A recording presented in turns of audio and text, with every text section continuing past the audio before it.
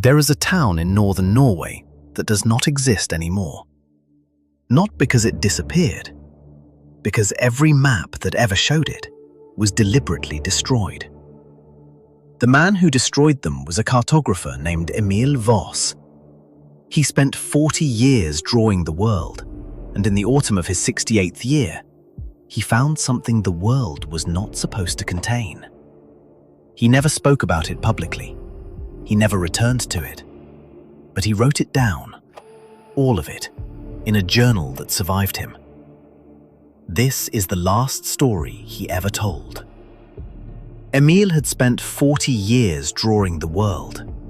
Not the world as satellites see it, cold, precise, indifferent, but the world as people lived in it. He believed a map should carry the weight of a place, the way a valley smelled after rain, the particular silence of a forest at the edge of winter, the way a road curved not because of the terrain, but because a farmer had walked that same path every morning for 50 years, and the earth had simply remembered him. He was not a famous man. He was not a wealthy one.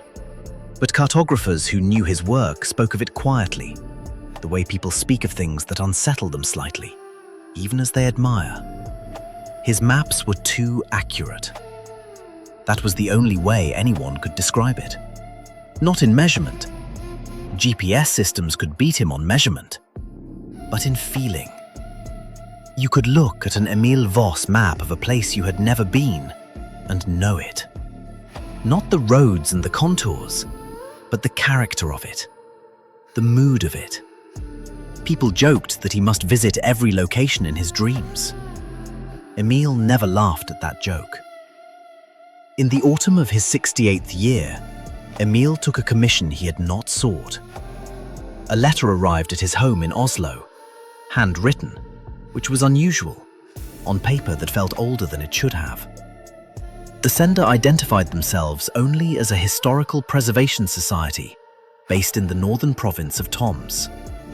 They were documenting a settlement called Grålis, population 31. Established, according to their records, sometime in the early 1800s.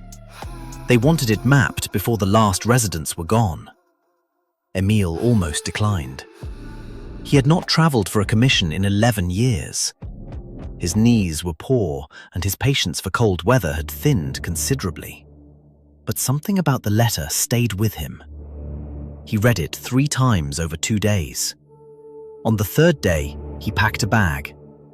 He drove north for 2 days and then hired a local guide for the final stretch, a young man named Tobias who had grown up in the nearest proper town, 40 kilometers from Grålis.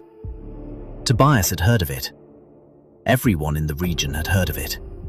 But Tobias had never been there, and when Emil asked why, the young man was quiet for a long moment before saying, simply, that nobody really went there unless they were invited.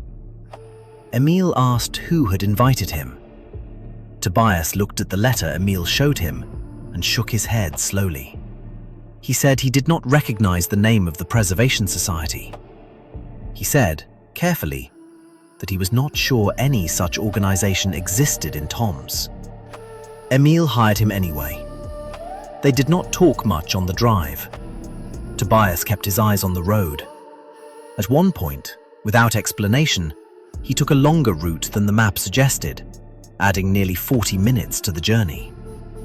When Emil asked about it, Tobias said only that the shorter road felt wrong today. Emil did not push him on it. He had learned over 40 years that locals knew things maps couldn't carry. Grålis sat in a shallow valley between 2 ridges, accessible by a single-track road that the trees seemed to lean over deliberately, as though meaning to close it. They arrived in the late afternoon, when the light was already failing. That particular Nordic autumn light that turns everything the color of old photographs. The settlement was small. Stone buildings, most of them, with turf roofs and narrow windows. A central square of sorts, unpaved, with a well at its center that Emil noticed immediately had no bucket, no rope, no mechanism for drawing water at all. 31 residents. Emil counted 23 in the square as they arrived.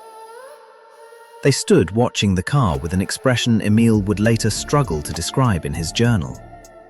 Not hostile, not welcoming. Patient, he finally wrote. They looked patient, as though they had been waiting for something for a very long time and were not entirely sure this was it. An older woman approached. She introduced herself as Marta.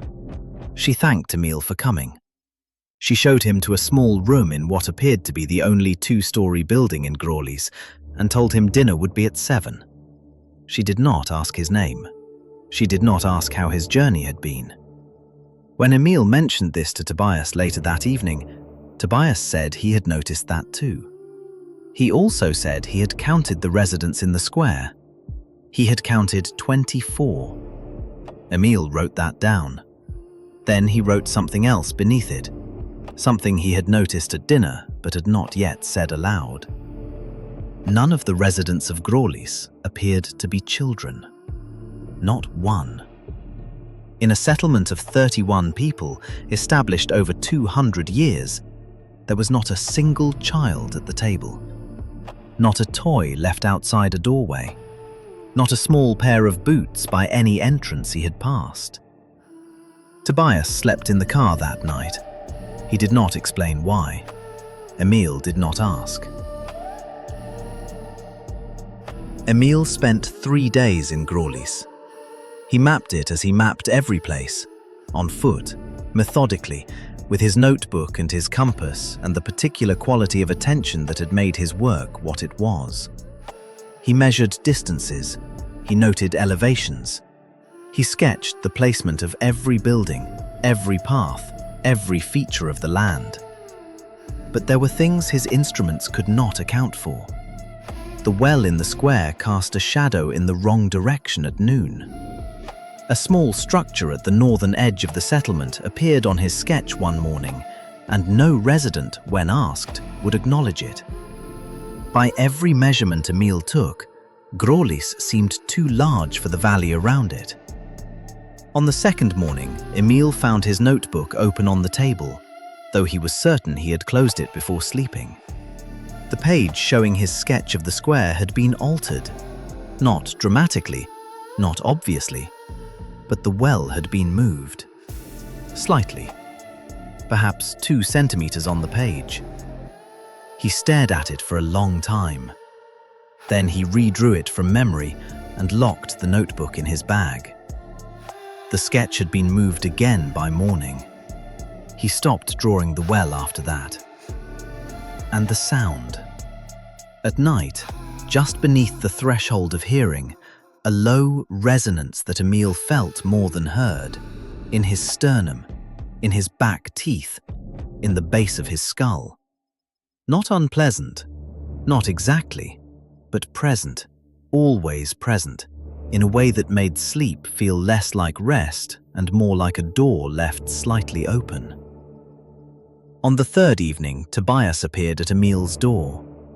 He had been spending his days walking the perimeter of the settlement, staying visible from the square. He said he wanted to leave in the morning. He said it plainly, without apology. Emil told him he was nearly finished. Tobias nodded and then said, quietly, that he had noticed something about the residents. In 3 days, not one of them had let their gaze rest on the well. They walked around it. They oriented themselves away from it. Whatever the well was to the people of Grawley's, they did not look at it. Emil went and stood at the well himself. He looked down into it. The water, far below, reflected the sky above him. Your color, the right clouds. Then he looked more carefully. There was a second figure reflected beside him. He turned around. There was no one there. When he looked back down, the reflection showed only himself, alone, the sky pale and empty above him. He closed his notebook. He went inside. He did not go near the well again. On the morning of the 4th day, Emil packed his things, thanked Marta, and drove south with Tobias in silence. They were 2 hours from Grålis when Tobias finally spoke. He asked Emil if he had finished the map. Emil said he had. Tobias asked if he intended to file it. There was a long pause. Outside the windows, the trees thinned, and the road widened, and the world began to look like itself again. Emil said he wasn't sure. He filed it.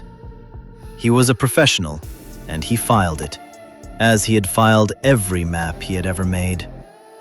But he did not sleep well that winter. He returned to his journal entry about Grålis more times than he could count, reading and rereading, adding small notes in the margins. The shadow of the well, the structure that wasn't there, the count that didn't match, the children that weren't there, the sketch that moved, the figure in the water. In the spring, he wrote to the cartography office and asked them to pull it. They asked why. He said only that he had made errors in the survey and that the map should not be considered reliable. They pulled it. He wrote the same letter to every office that held a copy. 11 letters in total. Every office complied, which should not have been possible, practically or bureaucratically, but which somehow was. He never spoke publicly about Grålis. He never returned. But in the last entry of his journal, written 3 days before he died at the age of 79, Emil Voss wrote a single line beneath the Grålis notes. It read, "They were not waiting for me to arrive. They were waiting for me to leave. I do not know what I brought back with me, but I have heard the sound every night since." The journal is held in a private collection in Oslo. The map no longer exists in any official archive. The road to Grålis is still there, if you know where to look. The trees still lean